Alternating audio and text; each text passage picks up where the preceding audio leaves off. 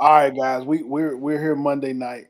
Now listen, we know we got the Super Bowl. We got to discuss the Super Bowl for sure, right? But Smoke, I'm gonna tell you something. Talk to me, bro.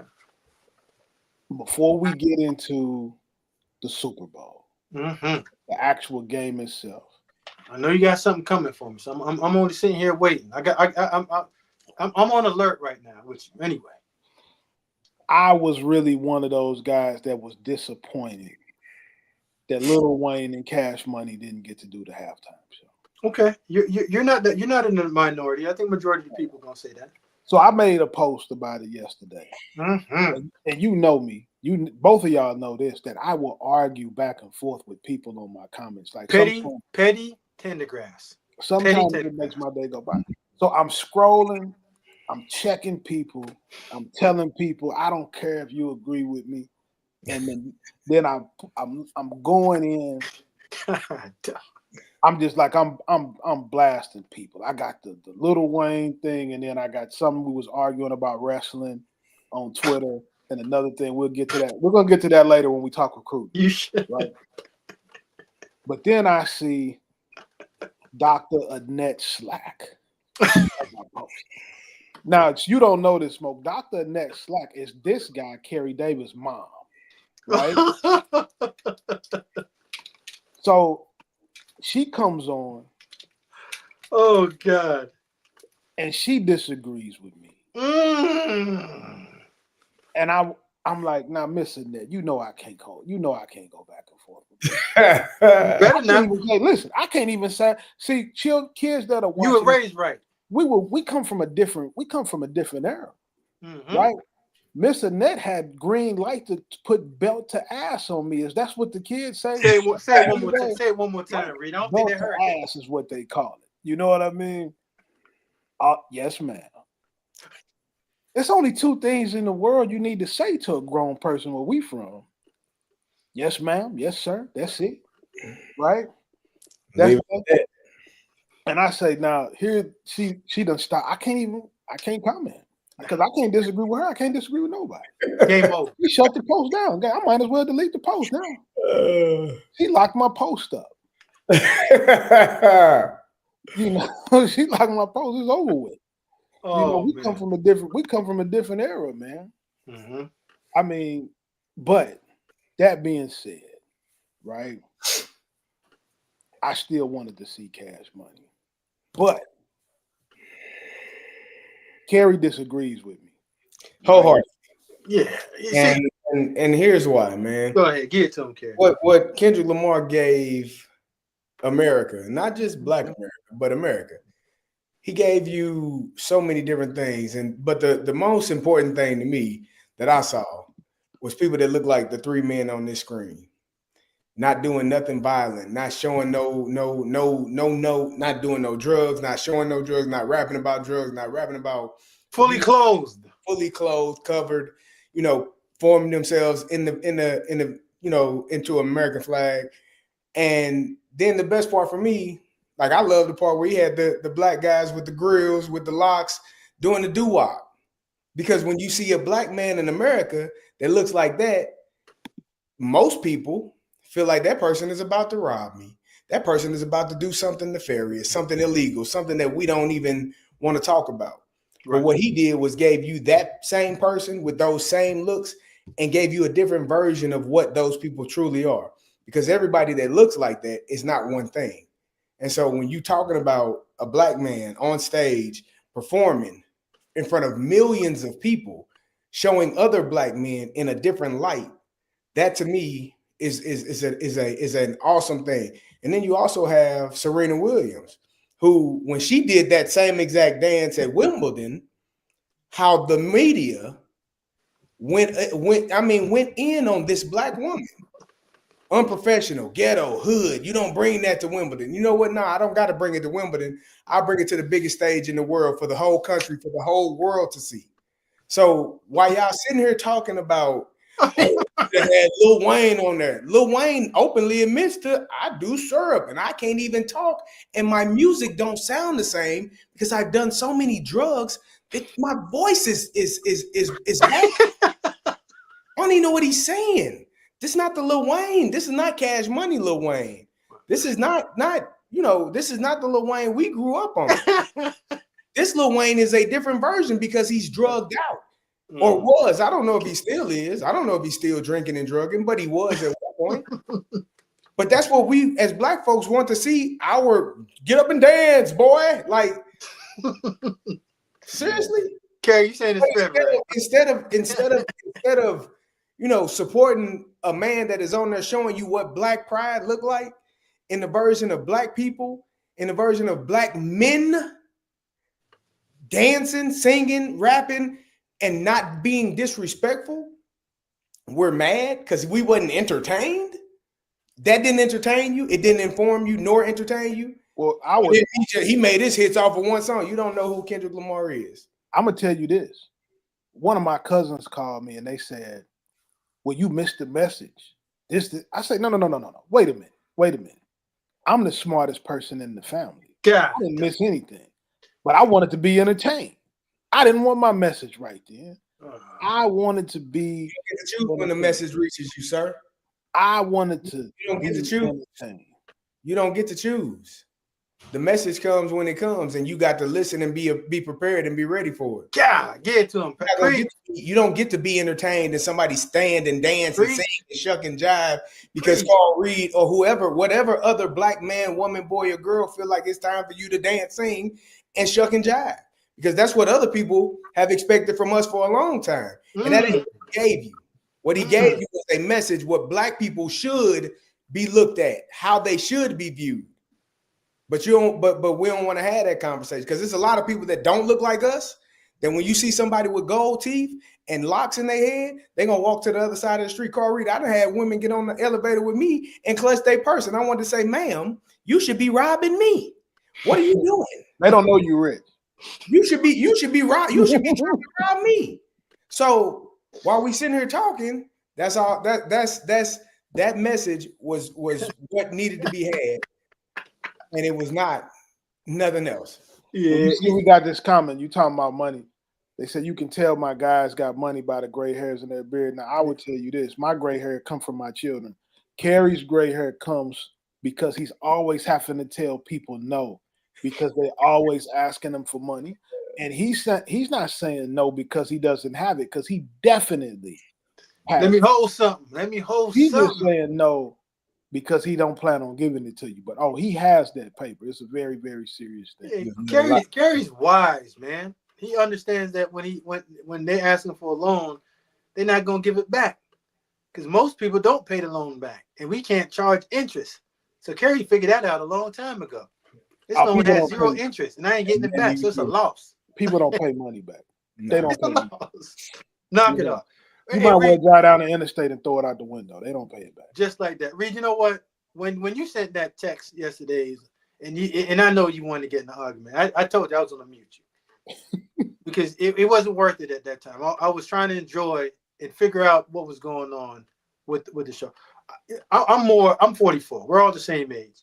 Mm-hmm. I don't know much of Kendrick Lamar's music. I'm not going to lie to you. Just because I've cut myself off of the music that doesn't really feed my brain, and I think Kendrick has a lot of influential music, but I've just lost, and I'm lost with this era of music. So when you say Cash Money, Lil Wayne, and that's our era, that's what we wanted to see. But we're thinking about Manny, Juvie, Jizzle, B Jizzle, but Reed, them dudes are old and washed, man. Them dudes ain't made no songs that these young folks are what the cultural part of America really want to vibe with. Like, you can't say Kendrick's not the hottest thing in the last few months. So if that's the hottest thing, you got to let that rock. And when you let that rock, even though if you don't like it, it's okay if you just go ahead and mute your ears, but you just got to vibe with it, man. Hey, listen, man. The people of New Orleans, they wanted No Limit and they wanted Cash Money. It was in New Orleans. How many people from New Orleans you think was at the Super Bowl? Oh man, I'm not going to let you do this. I'm just asking. How many people from New Orleans were in the Super? Like, how many people were there? Hey, Kerry, I ain't gonna lie to you. I like going down to the NO, so I'm gonna go ahead and sit back on this one that you have all of it. Listen, They I'm gonna gonna come get I'm your gonna ass. just say this: if you're watching this right now and you are from New Orleans, my name is Carl Reed, and that is Kerry Davis. So when you send your hate messages, please 100%. send them to Kerry Davis. The guy in the middle. And how many people from New Orleans? Because you know how much them tickets cost. Like how much? I'm not going to the Super Bowl unless I get free tickets. Hey, No, Kerry, nobody- can I ask you a question? All your years playing in the NFL, and if you don't want to incriminate yourself, don't. How many times did you actually show up to the Super Bowl, and what did you do with your Super Bowl I ticket? went one time. The one time I was in it. What'd you do with What you got you think I did with him? I gave him to charity like a good man would. Yeah. great answer. Flipped him over to charity I gave him to charity. for 3 times the amount. Yeah, and charity. The charity needed to raise some money, and so I flipped it over, you know, and gave the money to charity, man. I'm gonna accept that answer. I'm gonna accept that. That was good times, man. You get 2 extra ones too. Ooh. So when you playing, you get more. See, I ain't never been there. Go ahead. Jeez. So, Smoke, you said on the show a couple weeks ago something that I found to be appalling. Something that I Normal behavior. think most people that saw what you said thought this was an egregious statement that you made. Okay, repeat the statement. You said that Patrick Mahomes was better than Tom Brady. Again, never said that. Kerry, did y'all go to the same school? Yeah, we did. But Did they have a listening class? Did they have a listening class? I paid attention in class. He didn't. Not one time. I smoked. Not only did I not pay attention, I most likely wasn't even in the class. Yeah, so that explains a lot. That explains everything. Yeah, Carl, we all went viral with a simple statement of saying that I feared Patrick Mahomes more than I did Tom Brady in end of game situations. And if you're talking about is he the GOAT of end of game situation? Absolutely. Now, again, I said it. You said I ate dog food and I was smoking Reggie with the rest of your friends on social media. I didn't say that. So don't. Oh no! You agreed to it though. But I didn't say it, but you did agree. I didn't disagree. Kind of like you said. You didn't disagree. You said I ate dog food and I smoked. It was Reggie. dope. They asked, were you on dope or dog food? Is what. Yeah, and you said both. You said both. But when Trey Wingo came out the next day after he went down and beat Josh Allen again and finished 11 for 11 in end of the game situation, perfect. No one said anything. So, am I crazy? Are you crazy? Nobody's drunk. That's just the truth. Some of us don't like facts. Like what Kerry just gave was facts. I gave you facts, but I didn't. My name wasn't Trey Wingo, so you didn't believe it. But end of the game situation, ball in hand, I told you. I'm afraid of Patrick more than I am Tom, and number says so. But nobody said anything about GOAT. Now, you said yesterday, you pissed me off, and I told you I wasn't going to talk to you anymore about quarterbacks. But you just came back and pulled me in, so I'm going to rope you back in. I told you as simple as this, and you said, so who's better? I said, let's stop talking about who won more rings. And if you want to talk about rings and accomplishments in their first 7 years, let's cut off Tom's first 7 and go to Patrick's first 7. Last time I checked, Patrick hasn't finished up anywhere except AFC Championship or Super Bowl in his first 7 years. But you say we want to ignore Super Bowls. How do we? No, I said if you want to include those in it, that's where this man is finished up. It's just like that's where he is. He's either AFC Championship game or Super Bowl in his first 7 years. Mm-hmm. And then if you want to throw stats in there, throw that in there too and compare the two. And if you want to talk about skill set, you tell me what aspect of Tom Brady's game physically is better than that you would take over Patrick Mahomes. His mind, the way he processes the game. I said physical again. Carry F in that class. This is why. So this is why. F. What you're saying though is exactly why high school coaches are frustrated across America with offers, because what you're talking about is a skill set that is very important in 7-on-7s and shirts and baseball caps. But the great Bill Belichick once said in an interview, stats are for losers and final scores are for winning. Okay, and Winning is a skill. Fine. Winning So is a bigger skill than anybody. So listening to what your great hero Belichick says, right?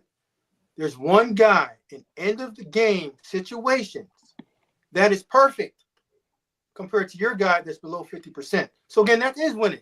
And if you want to go to winning percentage in games played, run those numbers too. Put in Shelly, the first 7 years. Put Shelly R's comment up there. Run those numbers too. Run those numbers. Valid point. Valid point. I can't give you 20 years. He's never played, so cut it off at 7. Cut it off at 7. Who you taking? To Smoke's point, in those 7 years to be in an AFC Championship game or Super Bowl. I know in those 7 years to be in an AFC Championship game or in the Super Bowl, like you're putting yourself, you're one game from being a champion in each of those situations. Like he's done a fantastic job. Yesterday wasn't their best effort. It was a collective, it's a team. And so that's why I always say when we're talking a team sport, for me, it's subjective as to who is the GOAT. Because who y'all GOAT is Tom Brady, Patrick Mahomes. Mine is Peyton Manning. Peyton Manning, 5-time MVP. Like they're 5 times the best player in the National Football League. He has more All Pros than Tom Brady has. Don't give those facts. Don't give those Brady facts. got 3 All Pros, which means you're the best quarterback in the entire league. It's only one quarterback. They choose one All Pro, and then they got a second team All Pro. Tom Brady done it 3 times, where Peyton Manning did it 7. Tom Brady won 3 MVPs. Look at his face. Tom Brady won 3 MVPs. Peyton Manning won 5. Look at his face. So if we're talking about championships, we're saying that Tom Brady had the better team. Because it's a team award. Everybody on the team gets a ring, even if they didn't play a snap. The whole team gets the ring. And so when we're talking about MVPs and All Pros, those are individual awards that are given to the elite of the elite, the best players. So at the end of the day, when Tom Brady, when Patrick Mahomes is done, he'll probably end up with more MVPs. He's got 2 right now. And like I said, Tom Brady had 3. He'll probably end up with more MVPs. He might not end up with more rings because it's hard to win 6, 7 rings. Or 3 in a row. 4. Or 3 in a row, which is absurd. Y'all won 4, and it's like 15 Hall of Famers on those teams. Like, it's hard. But that doesn't mean you're the greatest because you won more championships. It means you got the better team, brother. Thank you. Hey, go ahead, Reed. Go ahead. Now, if I were to tell you, fall asleep on this ball, if I were to tell you that Michael Phelps is the best swimmer in life, we can probably not disagree with that because he got the most individual awards. If I tell you Usain Bolt is the fastest person ever, we can look that up. Jamaica. I tell you Serena Williams is the GOAT when it comes to tennis. To women's sport. She done won more than everybody. But when you're talking a team sport, it is a team. So to say this person is the best, it's hard. We're talking about a person's skill set and ability and their contribution to the team. So if you want to cut this off at 7 years, my man, your guy's getting washed. So here's the thing.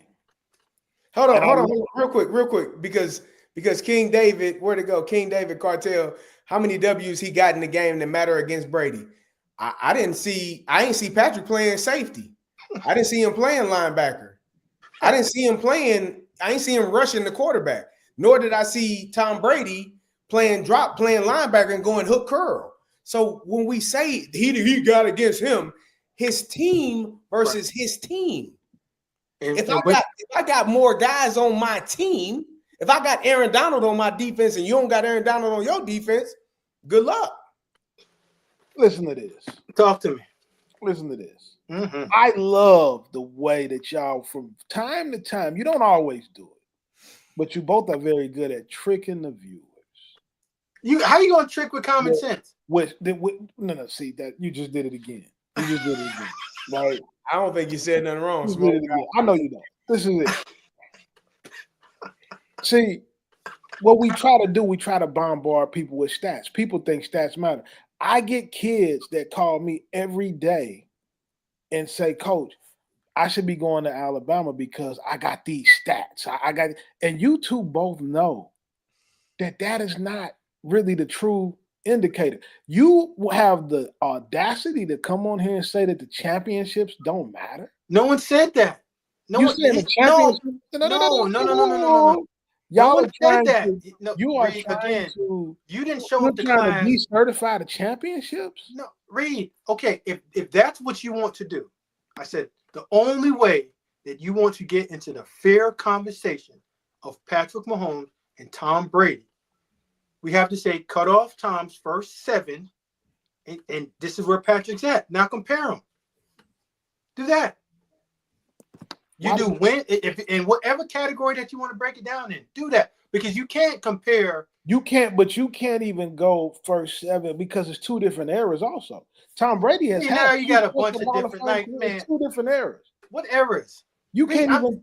You can't even believe on the quarterback. I'm not disagreeing with you. I'm not telling you that you can't say it's a different era. What I'm saying to you is disregard the eras. You're bold enough to say your guy's the GOAT. I'm bold enough to say my guy's the GOAT. The only way that we can make this fair and legitimate is, let's say, their first 7 years, compare it. Compare it. What probably ain't no comparison. Okay, and then if you want to compare, like you said, rings mean everything. Compare that. Winning means everything. That's what your GOAT Belichick said. Compare that too. Yeah, you did it. That statement is your GOAT. Bill Belichick has won 8 Super Bowls. Yeah, he's a GOAT. He's your GOAT.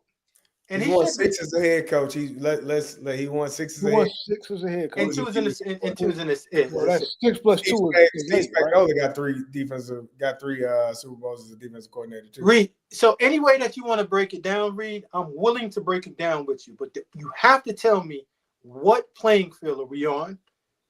Right? Once you do that, then we can get into a real conversation. But you just can't bring 7 rings to your party and say, "Whoop, here we go."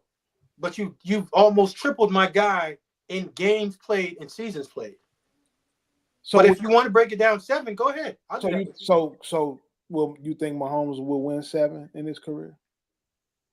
Do I think you were just on here saying he was about to let me get with it. Go ahead. Let me cook. God, no, you put me in the kitchen, water start boiling up on the stove. You said, "Get out, I got it from here." If I started, let me finish. At this current trajectory that he's at, if you're looking at it, yes, he'll get that done. Smoke, you just said on here that he was going to 3-peat, and then you asked us for a bet that he would 4-peat. No, I didn't ask you for a bet because you were on the Kansas City train, so you're not involved. The man in the middle is the one I'm talking about, and B. Clay. You were on board with Kansas City winning, but see, you like to jump shit. You see how quickly, man. Yeah, they got a boy from St. Louis on there, which he played his butt off last night. He did. He played. They got to pay you, Tershawn Warden, my dog. You got to get paid this offseason. We're gonna talk about it though. Problem. But you're not on that train. You on Kansas City too. Yeah, I was on this Philadelphia train by myself. Absolutely. I told y'all exactly how this was gonna play out. Agreed. I told y'all how to stop Patrick Mahomes. Yep. I told y'all how to stop Travis Kelce. Yep. I told y'all how the Eagles win that game. Agreed. If you want to put 8 in the box, I'll put my best player against your best DB. I'll put my best 2 receivers against your best DBs. Line it up. Smoke, you know this. That is the toughest position in sports. Yep. Defensive back, in my opinion, is the toughest position in sports. You're running backwards against the best athlete, one of the best athletes, some of the best athletes in the world. You have no clue where they're going. They know where they're going. They know when they need to get there. They know when they need to stop. They know when they need to keep running. You're by yourself with no hope. With hope. You're at with hope. And a prayer. Hope and a prayer. That's all you got at times when you're going against guys like that. Right. You put one safety back there, You pray that he can help you. He probably ain't going to help you neither. You're by yourself. Good You're luck. right. Yeah, you're right. And the quarterback drop it in the bucket. So football is not as hard as we sometimes make it out to be. Like, you got too many people in the box, I can't run it. Let me go up top. Yeah, and like I said, the only chance that Kansas City really had was get the game, make it close, and give the two best closers in football an opportunity to close it out for you. But if it got into the fact that the game got away and it got away early, yeah, they don't have a chance because they didn't.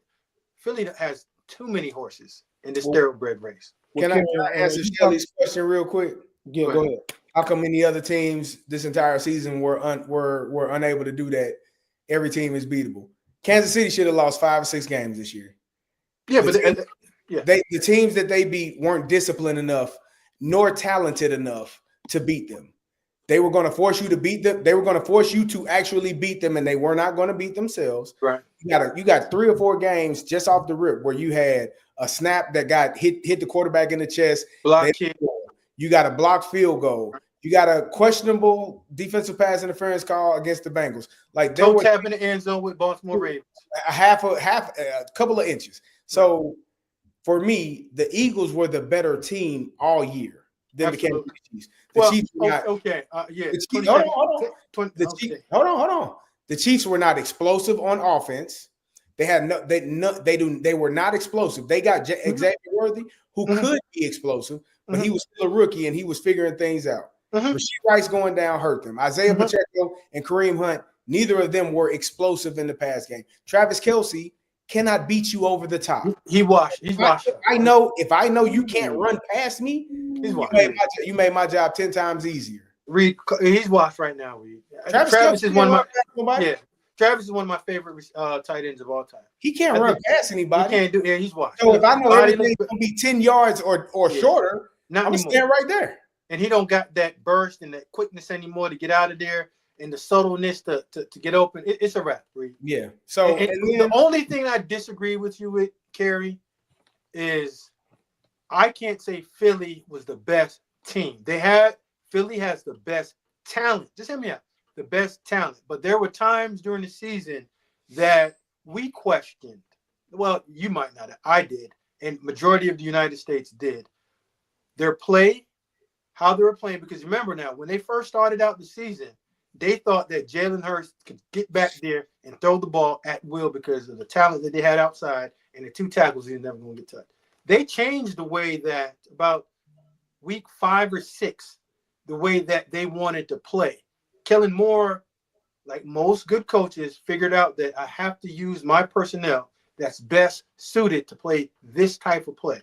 And it was run the ball at a 56% clip, the highest in the NFL.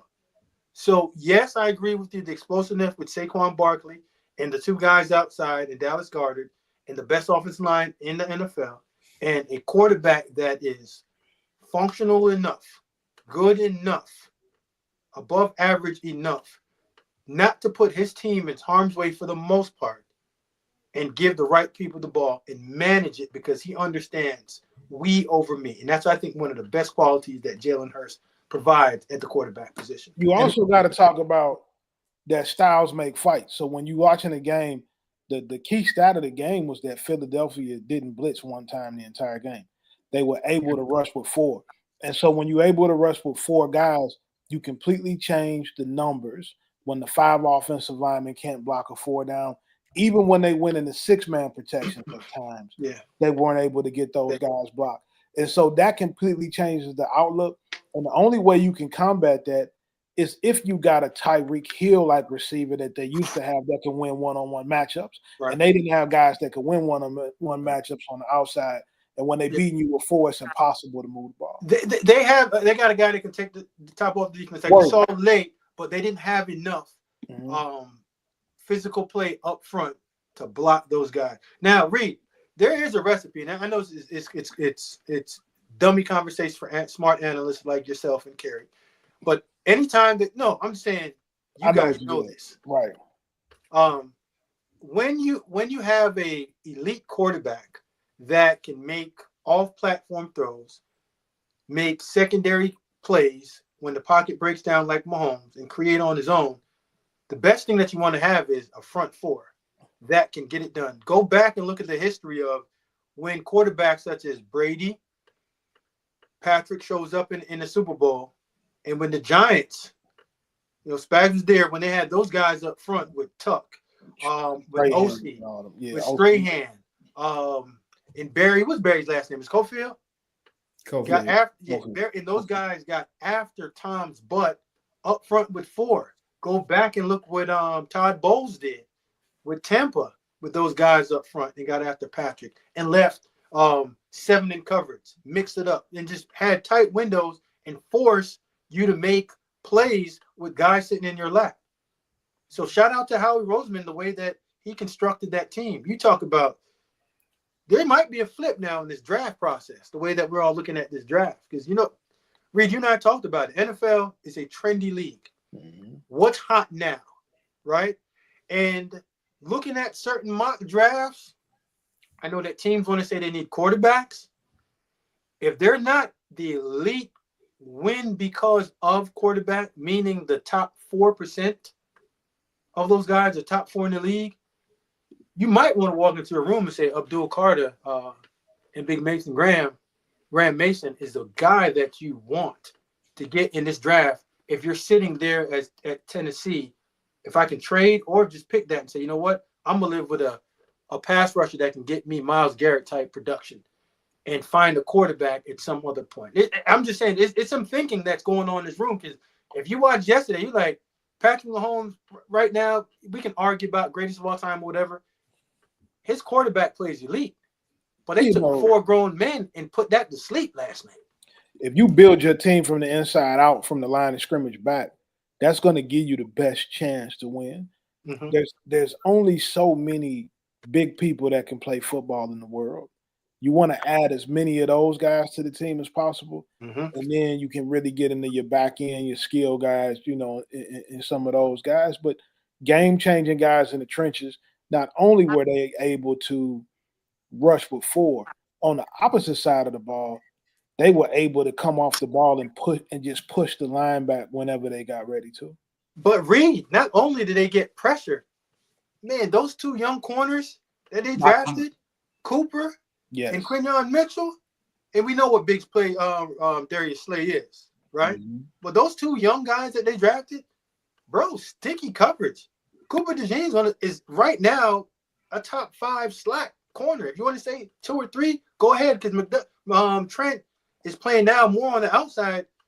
His savvy, his play, that pick 6, that was, he baited Patrick into that. That wasn't just dropping it. That's instincts, knowledge, and ability to understand what route was coming behind him, matched up the coverage, undercutted it, picked it, and housed it. Yeah, I know you'd probably look and say, man, that dude's light skin. He's just a good daggone football player. The thing that the Eagles, for me, and I think, Reed, you said the styles make fights. When you're playing against an elite quarterback like Patrick Mahomes, his greatness is he does a lot of his damage outside of the pocket. So going into that game, I said your job as a defensive front is to keep him in the pocket. Do not take the bait. Do not go in the B gap, getting greedy, trying to make a play for yourself. Stay outside and get to the level of the quarterback and stop. Don't keep going and force him up into the pocket. And if you watch the games, you talked about what Todd Bowles did when they beat the Chiefs in the Super Bowl when he was with the Buccaneers. When you look at what the Cincinnati Bengals did a few years ago when they went to the Super Bowl, they rushed 3, but it was the same concept. Mm-hmm. I don't give a damn how long you stand back there, but you're going to stay inside the pocket. Mm-hmm. Because once you scramble, now I got defenders looking at you trying to come up and make a tackle. He can dump the ball over your head. So what the Eagles did yesterday was a fantastic job. Howie Roseman, the drafting that he has done these last 4 years is phenomenal. He has done a fantastic. You got Jalen Carter, Jordan Davis had a sack yesterday. SEC. You went out and got both of those corners that you were talking about. Like they have done they have done such a fantastic job of drafting Nolan Smith, another linebacker SEC that they drafted. These are all SEC guys in the Super Bowl. Oh yeah, I mean he did a great job. He went 17 on the Eagles roster. He went to Georgia and drafted a lot of players. I mean, I give credit where credit is due. They all making plays. Devontae Smith played it. Yeah, so did AJ Brown. He was in the SEC too. Yeah. Jalen Hurts was there. Then he transferred to, well, they in the SEC too now. Yeah. Outstanding. Their best player was from where? Yeah, so the SEC is special, right? Where's their best player from? Come again? I can't hear. Where's their best player from? Mike went out. Who? Mike MVP. Mike went out. Where's their best player from? Who was the MVP of the Super Bowl? That's one game. Who is their best player on their team? Who on Philly's team? Yes. I'm gonna say your left tackle, Jordan.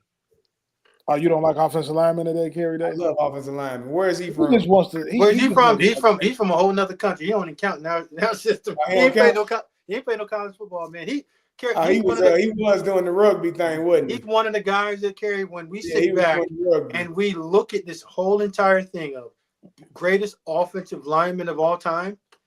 He's going to have a conversation in a place that's in a seat somewhere around that table. Since y'all don't want to say it, their best player, Saquon Barkley's from Penn State. Yeah, I just put that out there. Your best offensive player, skill position. Yeah, I would not. The New York Giants got rid of him, by the way. Sound like somebody need to lose their job if that's the case. No, don't say my guy. No, it was a strategic move. It was business. Huh? Yeah, it was business. Listen, all business. Bad business. Here you go. we all make decisions. The Giants wasn't gonna win the Super Bowl though if they had kept saying. No, they did the right thing for him, getting him to a place that was gonna help him. But trading him in the division, I thought was crazy. Well, they didn't trade him. They let him go. They let him. No, go. He shot the bird to him and just said, "I'm gonna go in the division." Hey, Reed, listen, and Kerry know it. Kerry, if you are a franchise player and a franchise level guy, and you sign within your division, you're just telling your team, I want the best opportunities 2 times a year to get after you and whoever's up in that front office or coach that let me go. That's a straight middle finger to the law type of deal that he did. Yeah. When you look at the Chiefs, where do they go from here? They got out physical, but they do have the best quarterback in the game right now in Mahomes. What do they need to do to rebuild it and get back? What do they got to address? They better figure out a way to get some protection on the outside on that from them tackle positions. Yeah. Put Tooney back into the guard spot. Creed and Humphrey. Creed? You talking about that trash can on wheel position? Hey, don't worry about that. Don't do it. You saw what happened to him? Creed Humphrey. Boomer Sooner. Put them 3 back in the middle, had them 3 together, and figure out Jawan Taylor struggled, man. And he's getting paid a lot of money. He struggled all season long. He struggled with trying to leave early with false starts. He struggled every season, Kerry. Every season long. Brandon Graham, Josh Sweat, like they was taking turns. And they was probably like mouse in the house. They were taking turns. So they got to figure out a way offensively to get better up front. Yeah. I think they got to figure out a way to run the ball better. I love what Kareem Hunt was in his first stint with the Kansas City Chiefs. I liked him a lot when he was with Cleveland, but this version of Kareem Hunt is not what you need. I don't know if Isaiah Pacheco is the answer after the injury that he sustained this year. I don't know if he's still the same. So they got to figure out a way to run the ball effectively and be able to keep your franchise face of the NFL quarterback upright. Because the thing about football, man, you said it earlier, it's a copycat league. Mm-hmm. If I know all I need to know, everybody ain't going to have the defensive front that Philly got. Everybody ain't going to be able to rush 4 and play and drop 7 and be able to do what you need to do. Yeah, everybody don't got Nolan, Jalen, and Josh. Correct. Everybody don't got them guys that can get after it like that. But if I keep you in that pocket and not allow you to get outside of the pocket and extend plays and create madness downfield, I got a chance. Houston had a chance. Yes. Houston had a chance, which is why I said that I thought that Philadelphia would be able to do if they did half of what Houston did. Mm-hmm. They were better. Houston got 6 sacks against the Kansas City Chiefs. Because they got their recipe. They got the recipe. They got those 2 guys on the outside. Yeah. There you go. So watching that game, watching them, they got some things to figure out on the offensive front. Like they get Rashee Rice back, that's going to help them. They get a full year of Hollywood Brown, that's going to help them. Is Travis Kelce coming back? I don't know, but you got to figure that out because again, he's starting to slow down, in my opinion. Yeah, he looked bad. Like he looked bad. Then Andy Reid decided to let him block Josh Sweat, and for the life of me, I don't know why you would do that because your right tackle can't do it. So why would the tight end be able to do it? You just answered your question. You got to try somebody. Somebody got to try to be him. Getting away and chip. But you know what, Reed? This is what I know about Brent Veach and Andy Reid, Big Red. The same way they got embarrassed in 2020 by Todd Bowles and that Tampa Bay defensive line. And they came back the year after and figured it out and fixed it. They know that they have to protect Patrick Mahomes. And they went out and drafted I think Wanya Morris, and he hasn't lived up to where they drafted him at. So you can say that's a miss. They also drafted, I forget the other guy from BYU, but they've tried. When they went out and got Orlando Brown, they fixed it. So I'm anticipating them going out and getting two guys, starter-level players, to help Patrick not get beat up because Andy Reid understands what he needs. Mm-hmm. Brett Veach is going to do a good job of going out there, either if they're not drafting it, because it's a deep draft again at the tackle position this year, Reed. We talked about that. Yes. They can go out and get a young guy. This is a deep, very good tackles in this draft. Yes, in this draft. And in a couple of free agency and fix that. But I can see them back in it. If you have Patrick Mahomes and Chris Jones, you're always going to be in it. Because defense wasn't the problem. Mm-hmm. It's protecting the quarterback from not getting his feet stepped on because your left and right tackle, your two guards, and whatever that guy did with throw the ball and beg for help was getting forklift in the quarterback's lap. Moving from the Super Bowl, some other huge news came out. This was in college football. The University of Colorado coach Prime hired Marshall Faulk as the running back coach. Now, Kerry, you were back. You were a guy who got recruited. And we also are from St. Louis, so we got an opportunity to see Marshall Faulk playing with the greatest show on turf, the St. Louis Rams.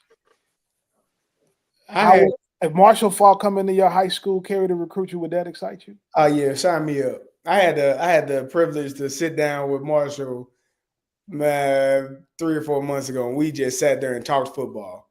And when I tell you that this man is extremely intelligent, extremely knowledgeable about the game, the ins and outs of the running back position, and just how to manage that position. Like people will look at Marshall Faulk and say, well, God gave you an ability that he didn't give everybody else, which is true. But his intelligence is what allowed him to excel in the game, understanding where this block is going to be, understanding leverage when you're running pass routes on how to get open. He was the original, like for me, he is one of my favorite running backs of all time because he can do everything. Like you want to have when you're an offensive coordinator, you want to have 5 eligible receivers. You got him on your team with the ability to run the ball or catch the ball out of the backfield. You can make defenses hurt, and it puts them in a world of trouble when you got guys that elite and especially that talented like him. So him being a coach and giving those young men that knowledge, the understanding of the game, and making sure that they are well prepared for game day, man, this is going to be outstanding for them guys. Reed, I'm going to say, in my humble opinion, Marshall Faulk is the best running back in the NFL's history. And when you talk about just complete running back, I'm begging and looking for someone to tell me a weakness in his game. I don't see it. And I know that young folks just won't understand how truly talented Marshall Faulk was as a player. Kerry, I used to stay up till 1 in the morning watching old was it WAC football when he was out there in San Diego when he's playing against BYU, giving cats 300, 200 yards. One of the biggest robbery of the Heisman Trophy is when he did not win it and Geno Trilletta won it. Robbery.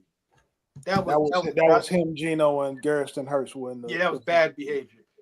But if young people wanted to compare Marshall Faulk to a current running back right now, I would say you'd have to get Alvin Kamara, Christian McCaffrey, and then you times them times 15. Well, also with Figure the out what- receiving ability of Tyreek Hill, Yes, being able to line up in slot. Marshall might have ran 4.3, 4.2. I'm still looking for him to get caught. It was coasting. It didn't even. It was effortless. I seen him line up. Yeah, I seen him line up against Pro Bowl and All Pro level cornerbacks as a receiver. Mhm. Give them the business. I went back and I remember I was watching the Washington Redskins at that time versus the Indianapolis Colts. This is young Marshall with the headband tied around, line up outside, and just blow by D Green. And we know that typically don't happen. Yeah. And just was out there just cooking cats. One of the first ones to go 1,000. I want to say, was it 500 as a receiver? Like it was no part of his game. Blitz pickup, knowledge of running the football, using leverage, setting up blocks, elusiveness, power, goal line running, like, whatever you wanted, Marshall can give it to you. So I've had this argument with a lot of people. I'm not willing to argue it anymore. I'm going to flat out just say, yeah, greatest running back of all time. And I'm pumped up to see Coach Prime open up the doors for former players to get the opportunity to coach, not only as a head coach, but a position coach, but just go back and just give back the knowledge that they have, and they don't have to go through that rut of being an analyst, GA, and just do all that and never truly get a chance, man. So again, I know this ain't a Coach Prime segment, but shout out to him for opening up the doors for former players like that to get that opportunity to go out there and give back to the game of football and teach these young players how to play the game the right way. Well, I'm gonna tell you this because I talked to Coach today. I talked to Prime earlier today, and pretty much every spot he's trying to fill with NFL guys because those are the guys that get you ready for the pros in his mind. And so the guys that he's come in that have had an NFL background, either as a player or a coach, those are the guys that have fit the best on the staff. I'm gonna tell you what he was doing today when we talked, though. He was watching Instagram videos of trainers, and he goes on there and looks for young guys as well to give opportunities to in the program if he sees that they're training and that they're actually teaching good stuff. You guys know you're on social media, so you see all of the training videos. Absolutely. So he's constantly evaluating guys that can be a fit for the program, but he's also looking to qualify people. He's looking to give guys opportunities that otherwise, wouldn't get those opportunities. And when it's you rough talk out there for ex-athletes, man, to get in the coach. Yeah. So you know how hard it is even for the greatest of players in the NFL to get an opportunity to coach. And he's been providing those opportunities for guys. And so I actually think that it's a tremendous thing. And the thing about, being a former player, like, some people where you need to have coached X number of years to get, like, you got on the job training.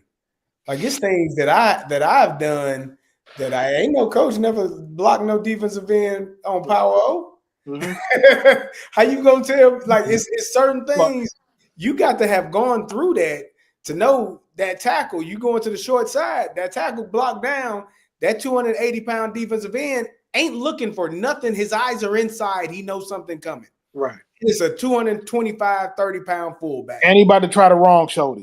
And he about to try to break my damn. Dig him up out of there, dig him out. Dig him up. I gotta dig him. So it's certain things that a coach can't. You can't tell me how that feel if you ain't never done it. Mm-hmm. I can tell you, hey brother, it's gonna hurt but you got to get it done. But you know what? I'm gonna show you how to get it done. So you know what, Kerry? The only thing that I would say that sometimes get us ex-players in trouble is we don't know how to explain it. And I think that's where the teaching comes in as a coach, how to articulate that feeling and convey that through a teachable moment instead of just saying, man, just go out there and run shoulder it. This is what it's going to feel like. You have to be able to give it step by step like you're talking to a child. Correct. Directing a child how to do it. And then you can share the experience of saying, hey, listen, this is going to feel like your body just ran into a car. I'm just preparing you for that. Mm-hmm. But here are the steps that you're going to take near shoulder and your leg and keep driving until Drive. you hear the whistle twice. Drive. Right? But that's where I've worked with former players that try to get into the coaching field and they don't understand the grind. Yes. Right? They don't understand that when the players leave, no, we stay. We don't leave when they leave. That's when we played.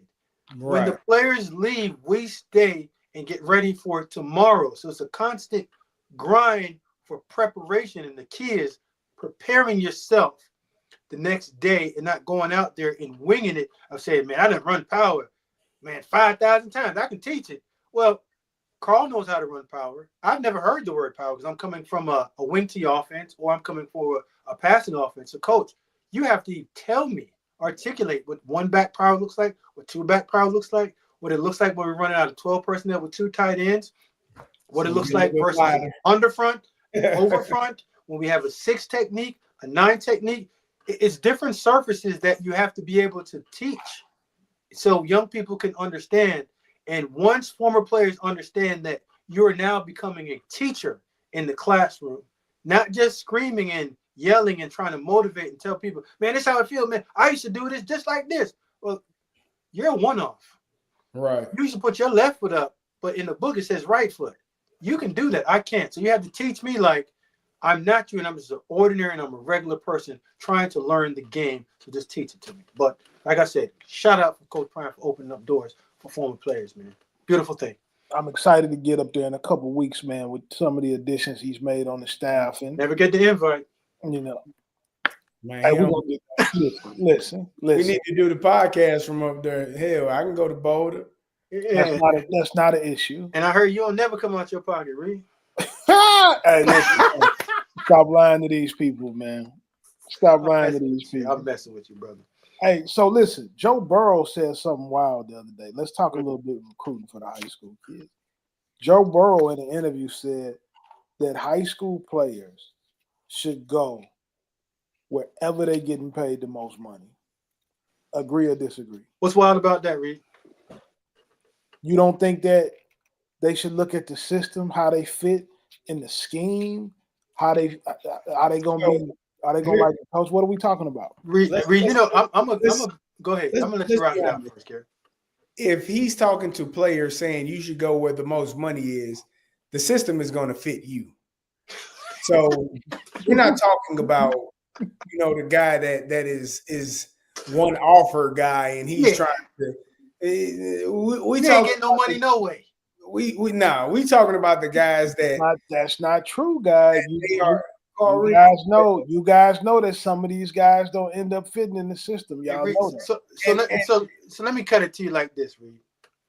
You and I both know a good percentage of the players are doing that anyway. So all Joey B's doing is stating the obvious. Now, if he's saying going to where you can get the most money, yeah, if the system don't fit you, guess what you can do? You get up and go again. Leave. So I don't think he's wrong by saying that. Again, I'm always saying afford who you can afford to be. And if you need to go out there and go get the highest bag and you can play, if you're a player, it don't matter what system you get into, you're going to fit in it. If you're not a player, you need to find the system that fit your particular skill set. Ball players that are skillful at everything, yeah, throw me in wing T, triple, dipple, open, whatever offense you put me in. If I can cook, I can cook. Don't matter what I'm cooking. I'm going to cook it. It's going to taste good too. I hear all of that. And I want you to get paid if you're a player. But I just think that sometimes you do need to look at where you're going to fit. Not just from a system standpoint, from a depth chart standpoint, and where you're going to get the opportunity to play. Because if you don't play, and you don't play early, you got a chance for it to really come off the rack. Reed, so most, and we're talking about high school. High school kids, yes. Okay.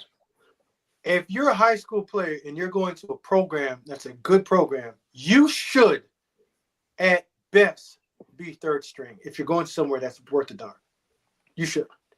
Now, if they can't play and that program is coming from the bottom up, yeah, you can probably get in the too deep.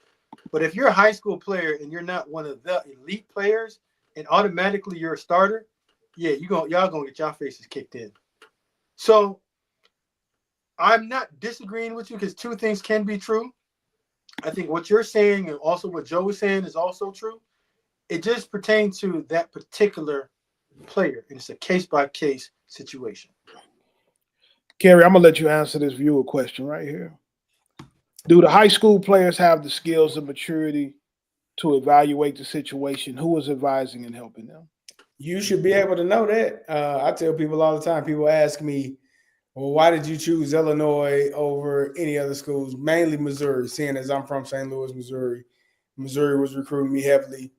The reason I chose Illinois as at 18 years old, You betrayed your state and that's your community.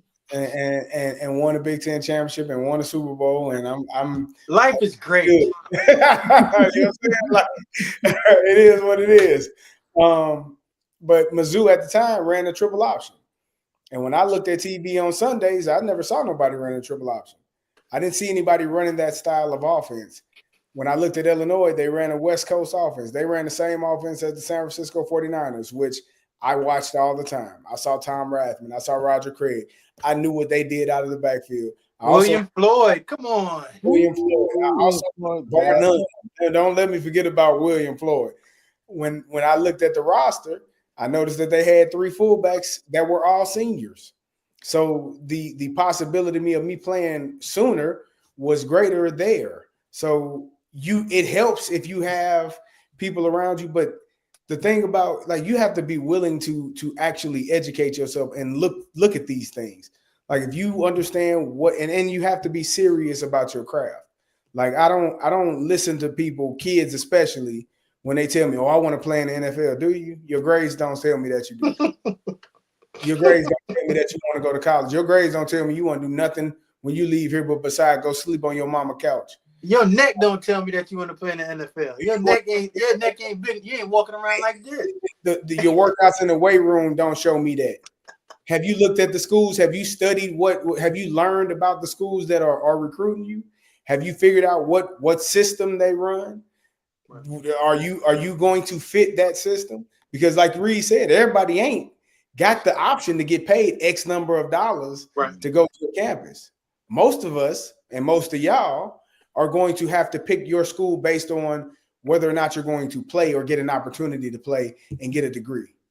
And so if you have that research, then we ain't talking about nothing, because you're not serious about your craft. It sounds good, and you telling people what you think sound good, but you haven't put in no work, no effort, no studying. You ain't done no research, and you just want something to be handed to you. So when you really want something, when our kids really want something, they know what they want, and they bother you and they hassle you and they tell you over and over and over again, "Dad, Mom, I want this, I want this." Okay. But when it comes to school, if they're not hassling you or on your butt like that, that's not something they really want. And if they're not putting in the work and the effort to get to that point, it's not something that they really want. And I'm not going to drive myself crazy over something that a child don't really want if they ain't put in the work. So if you should have the skills and you should have the maturity. Every person got access to the internet. You can look up a roster. You can look at video on YouTube and see what they run. It's simple, and there's no excuses. And if you have questions, then you can ask an adult, somebody that you trust, somebody that may have gone through it. But there's no excuses for not knowing what it is you actually say you want to do and working towards that. You said something, Kerry, about guys not being serious and having to sleep on their mom couch the rest of their life. Now, I said this before on another show, and I got bombarded with hate mail. You have no idea how many grown men still sleep on their mama couch in their basement. So you got to be, I got a lot of hate when I said that the last time. No offense to those guys, but I don't know what your life story is or what your life patterns or how life has twisted and turned, and maybe you had some misfortune here or there.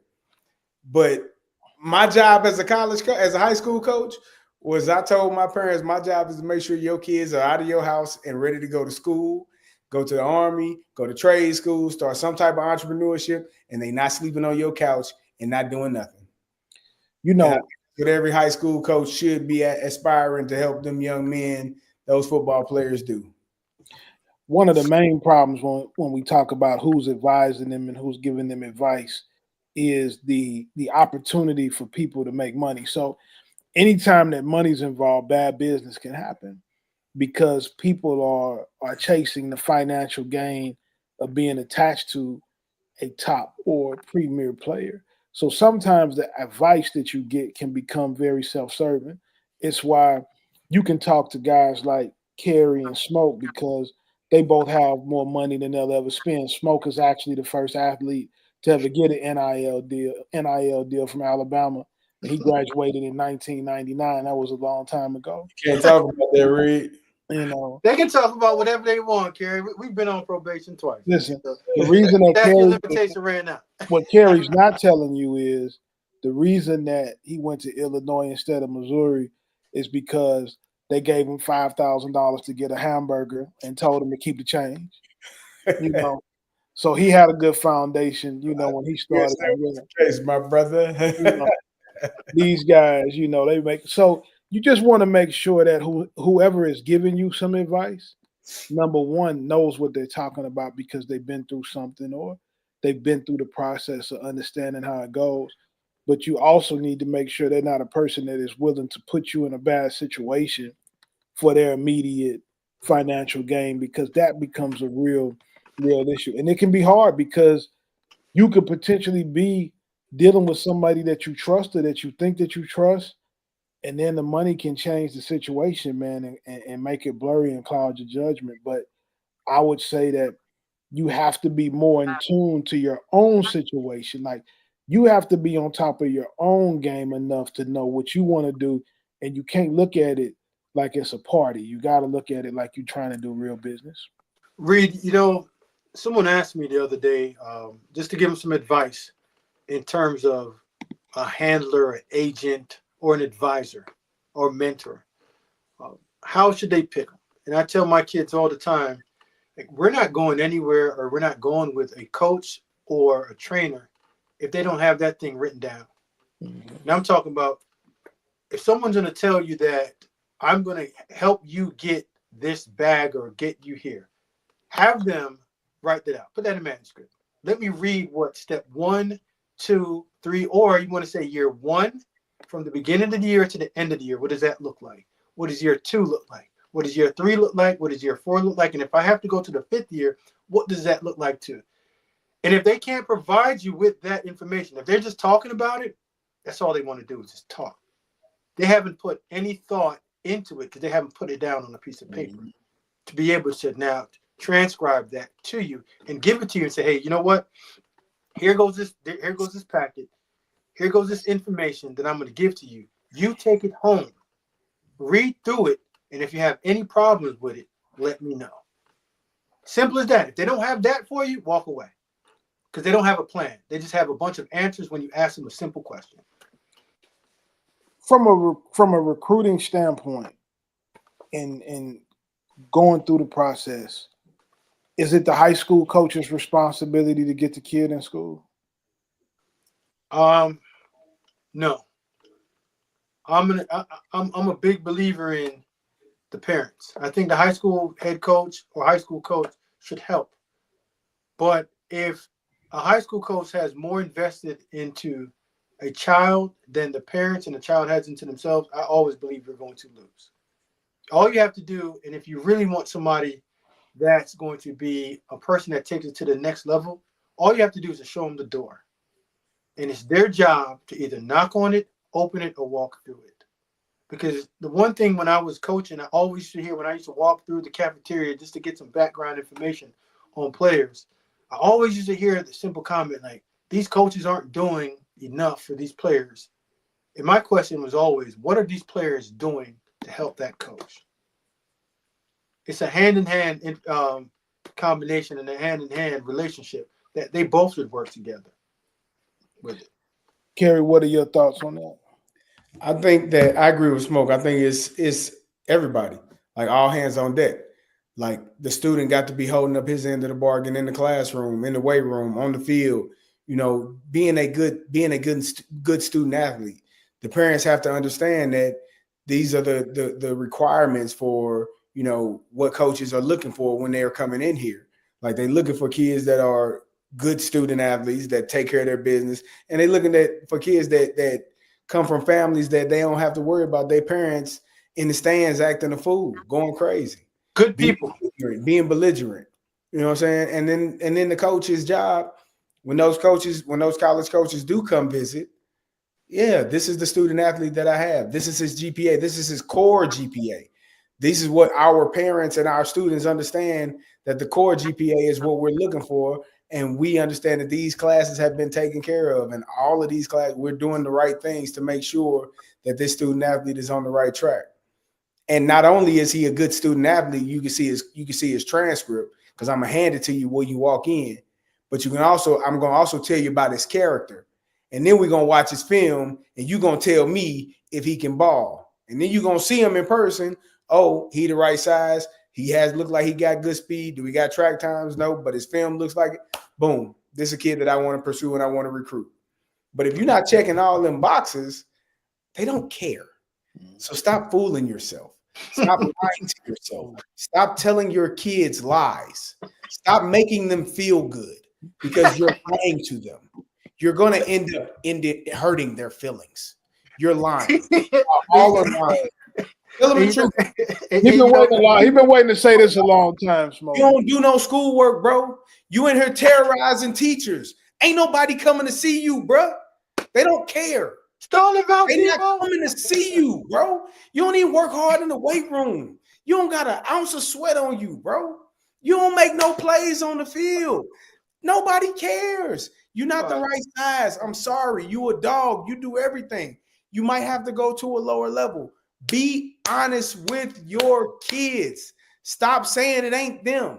It's somebody else. No, they little butt got to do the work. Yeah. And the beauty behind it, Kerry, not to cut you off, is this transfer portal has opened up the new door for college coaches to get it right the second or third time. Yep. So it's they're not just shopping at one place anymore. There are multiple places that they can shop at to get the right player. Now, that increases the level of stress and the level of attention to detail for high school players, high school coaches, to make sure that they're aligned. Because, like you just said, the days of, fixing a transcript, making sure a kid go to online classes and summer school classes and doing all that you guys did. We don't have to do that no more. You just say, hey, listen, I can go over there at this school and go get 5 of those guys, and I know that college credits will transfer over. They're mature enough. They're the right size. I don't have to put up with none of their nonsense, and we can get it done. We just give them a buck and just keep on pushing. Smoke, let me tell you the most embarrassing thing I had as a high school coach is when I had a great player. I mean, he was a dog, man. I mean, this boy could play. You hear me? And then that college coach asked for that transcript. I'll be handing it over like this. He said, Coach, here you go. Kerry, you know one that they saw. I know as soon as he read them numbers, he like, oh yeah, who else you got, Coach?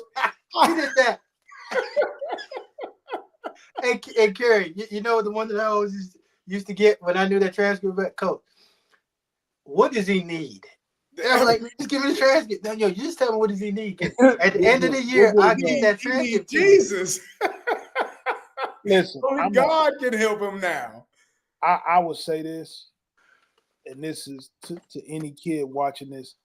This is coming from a guy that struggled academically in high school. I didn't do my work. I didn't do the things that I was supposed to do. It's why I put so much thought into it when I was a high school coach to make sure the kids had the opportunity. And I was thankful that my college coach gave me an opportunity to come and play because he had to wait on me to the last day. Kerry will tell you, I was in summer school. I had to stay up there. I was a senior taking classes with freshmen, having to repeat classes to try to get eligible. In that senior year, when I got a 3.4 as a senior, that was something that I really could have been doing the whole time I was in high school, but it didn't dawn on me until my back was against the wall. And I did want to go play college football, but it sets you back and it hurts you. And guys are being less and less patient about guys that don't do their schoolwork. Now, one thing that I will say also is this, and I think this becomes very important. And I dealt with this later as a high school coach. I didn't do a good job of this at the beginning of my career. All those kids don't really want to play football in college. Mm-hmm. And so you need to open up some alternative conversations with them to see what they really want to do. And it ends up coming out. Their parents are pressuring them to play. The high school coach in a lot of instances is pressuring them to play They have size to play. they have the size to play, but they really don't want to play. And to me, I don't think there's anything wrong with it. I used to think that was a problem. I used to would not be reasonable dealing with a kid that was kind of dealing with that. But my whole thing to you now, maybe they want to do something completely different than play football. And we have to also open up other alternatives of education and give them some resources that they can still go to school. Because sometimes a kid in high school, especially, just plays football because he wants to be around the guys. Mm-hmm. Or maybe he doesn't have a great parent structure. So that team and that coach or one of the assistant coaches becomes almost like a dad to him. And so they're coming around more so for that. But they're not necessarily doing it, no matter how talented they may be, so they can play football and go to the NFL. And the guys that want to do that, we know how to handle those situations. But we have to leave the door open to have conversations with guys that don't want to build their life around being great football players for the rest of their life. And they can still be very, very productive human beings if they don't have a game of football, in their life. And it might be something that they just want to do in high school. And we got to do a better job of supporting those kids as well. So, guys, I'm going to ask you one more thing before we get out of here, because this is something, and we go through this every year. Smoke, I'm going to start with you. The single most DM that I get every week, and I get aggravated by it a little bit, I'm not going to lie. It's kids, and it's mostly kids who haven't even played great in a lot of situations. They want more rankings and more stars. Smoke, what do they like? Give them some advice on how they're looking at that. I think you said this more often than you probably said my name in the last week. Once you get offers, that's when the rankings and stars start shooting up. And to me, if you can't get rankings off of your film, it's okay to show up to some camps, old school camps, Reed. Yeah. And go earn your offers. Because college coaches, college recruiting departments, college personnel department, it's a copycat business. If you get 5 and you get the right 5 Big Ten offers, I guarantee you're going to get the right 5 SEC offers. And when you get those 5 SEC offers that are the right ones, if you were a 3-star, Reed, you and I both know automatically you're now in the 4-star conversation. Mm-hmm. Once you get to the 4-star conversation, that's when you start getting invited to the Under Armour camps, the Nike Elite camps. And that's when now you start putting up your measurables, height, weight, and speed.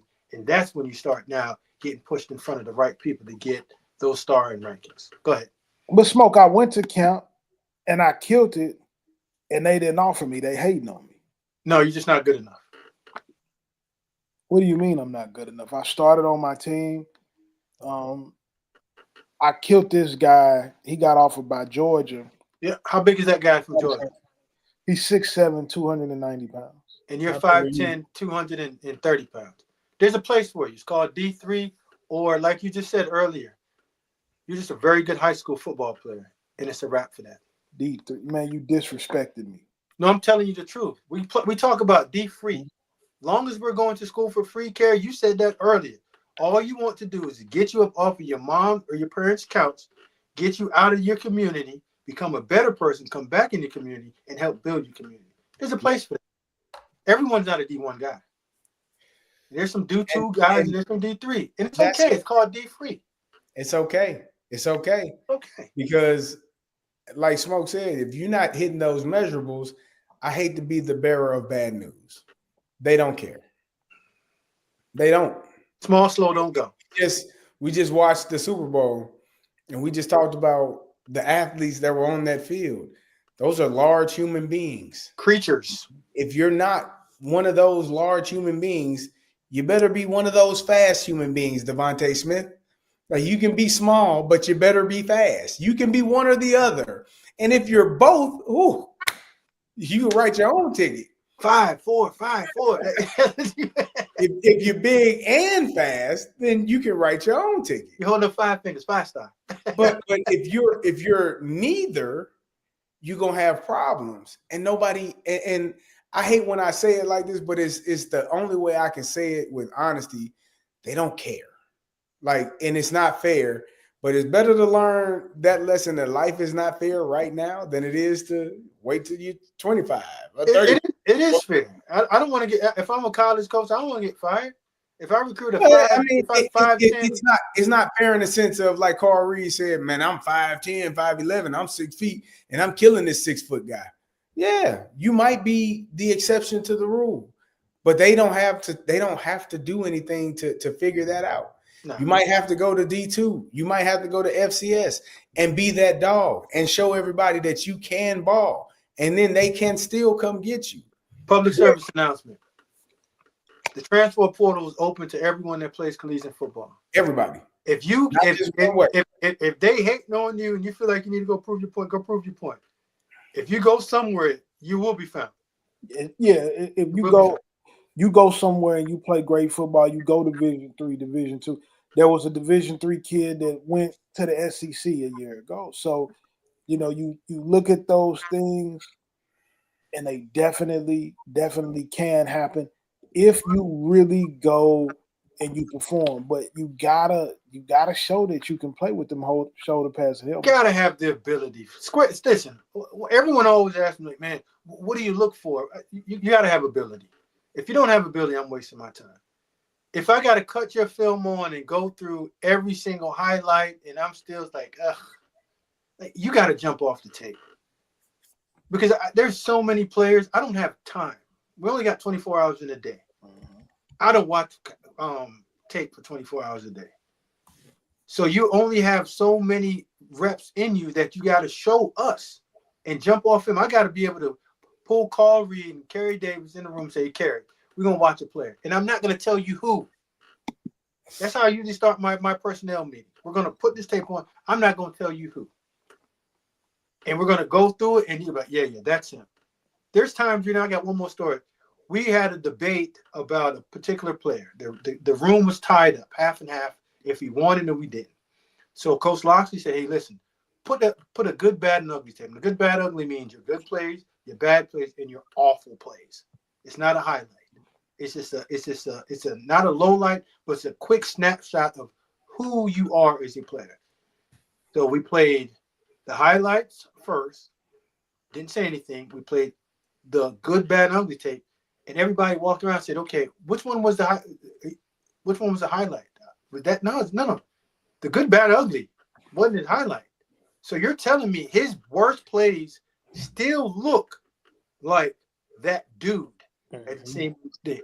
So if I can put that on and you have to walk away and say, I don't even know which one is his highlight, now we're talking about a player because he's jumping off a film. Even when he's supposed to look bad, he still looks good. Exactly. Guys, we want to make sure we tell everybody that's a coach that's watching this, go sign up for the coaches portal at coaches-portal.com. The first system that's made by coaches for coaches. To get access, you can put in the access code Coach Reed to get on coachesportal.com. Guys, it was great being with you Monday night. You guys started off saying a bunch of wild stuff, but we ain't going to keep the people with us all night. I'm going to talk to y'all in our group chat because that's where it really goes down. That's where the real information is. Oh, yeah. And we'll see you guys next Monday.